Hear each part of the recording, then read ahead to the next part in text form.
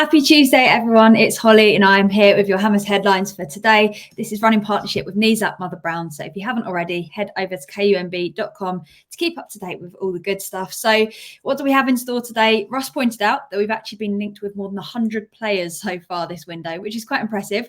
Last season, we hit around 130-ish. So we are well on our way to a new record, which is always fantastic news. As you'd expect, we have a couple of transfer window rumours and one piece of news about the team behind the scenes. So let's get started.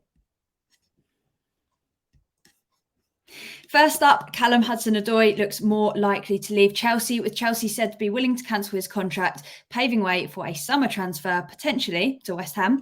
So he went out on loan to Bayer Leverkusen last season with the hope of getting some regular game time, but he struggled to impress, scoring just once in 21 appearances for them. But despite that, the 22-year-old did rank in the 87th percentile for progressive carries, with great one-on-one dribbling abilities and an eagerness to push his team up the pitch, which is something that we have been wanting more at West Ham. He also recorded 3.86 shot-creating actions per league game. What they are exactly, I'm not entirely sure, but that was the third highest total throughout Xabi Alonso's squad. So West Ham have already been reported to have inquired about his availability and are apparently monitoring his services, according to The Guardian. And at the end of June, they said that the £120,000 per week winger could cost around £15 million to buy from Chelsea. But London World are now reporting that Chelsea have asked Hudson-Odoi to consider a reduction in his wages if he wants to stay and fight for his spot under Poch. Alternatively, it's thought that they've also asked whether he'd be willing to cancel his contract if he was willing to halve his wages, with the club paying him the remainder and terminating his contract for him to join anywhere he wants as a free agent. For me, I still think that Barnes should remain our top target in that area, and Hudson-Odoi could be a little bit of a risk. He had a few injuries last season and obviously hasn't had much game time or proven himself particularly in a Premier League side yet. So let us know how you would feel about the potential of signing Hudson-Odoi at West Ham. Comment, let us know what you're thinking.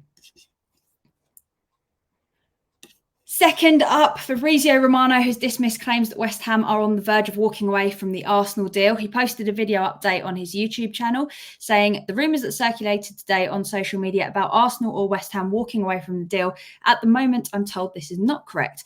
The medical has not been booked yet, but it will happen in the next days if everything goes to plan. Declan Rice is really close, and it's all about the final discussions on the payment terms to get it done. Be patient. So it sounds as though payment terms will be the final puzzle piece to finally end the saga that continues to keep going. Obviously, we do need these to be favourable payment terms so that we can afford to spend on a solid replacement. We'll have to see what happens in the coming days. If you want to learn more about financial fair play and all the joys of the maths that come with it, a couple of days ago, I did a video on West Ham Network that explains it a little bit more and why we need the money from Rice before we can actually reinvest. Are we looking forward to getting this over the line? I know I am, so that we can finally stop talking about Declan Rice, start reinvesting and building for a bright future. And finally, it looks as though the current head of recruitment, Rob Newman, has his future in doubt following the arrival of new technical director Tim Stuyton. So ex-WHU employee has advised that this could mean the end of Newman's role at the club as we look set to head in a different direction under the new technical director. Major reason for this is that the club's announcement saw Stuyton say, "I'm extremely proud to be joining West Ham United at such an exciting time in this club's incredible history. Building on the club's recent European success, this is already a fantastic team in place, but also so much ambition from the board, the manager, his staff and the players to continue succeeding, developing and growing. I cannot wait to play a key part in that." Of course, in that statement, there was absolutely no mention of Newman, who joined in 2021, putting a huge question mark over his future at the club and where he'd even fit in anymore. The likelihood is that should he no longer fit into the plans, he'll receive some kind of severance package to leave.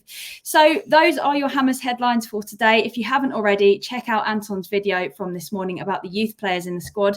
Make sure you're keeping an eye out on kumb.com.